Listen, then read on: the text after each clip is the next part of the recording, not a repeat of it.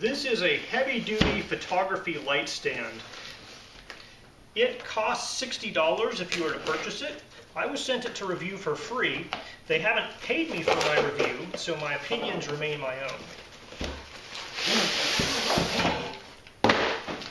So in the box, you get this synthetic carry bag.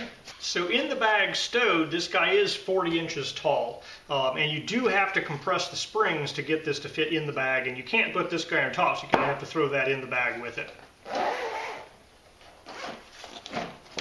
So total weight in the bag is 4.9 pounds. There's a zipper opening on it. And inside of that, we have the actual light stand. Now this is a 9.5 foot tall light stand that is fully extended, so it's relatively large and heavyweight. So we have the ITOTIN brand marking right there.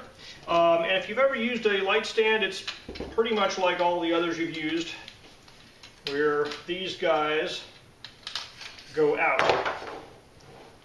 And you can adjust it like so. Let's put this on the floor.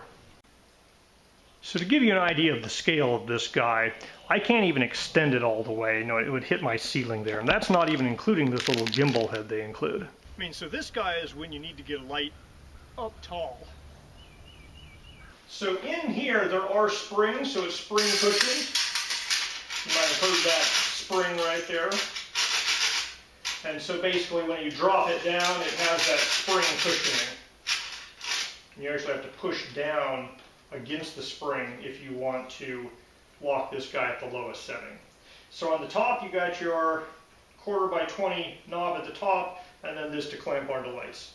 So this really is for big heavy lights. So given the heft and size of this thing, I'm kind of surprised it's got the 1/4x20 at the top. I kind of would have expected them to have a 3/8x16 at the top of this guy. But it is just a 1/4x20 at the top. They do include this little ball head gimbal mount, so if you want to mount something and need to move it around, you have that option. But given the size and weight of this guy and the steel construction, I kind of think you might be using that mounting point for the type of light you'd be putting on this guy.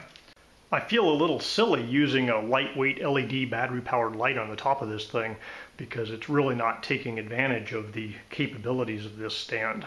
So given the height and the wide stance, I think this guy's really most useful outdoors.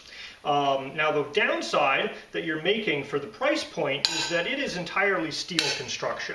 And so while that's nice and heavy, keeps it anchored in a little bit of wind, if you're taking it outdoors, you have to deal with water sometimes. And so you are trading off the weight of carrying the steel around and the potential corrosion on that against the price point on this guy.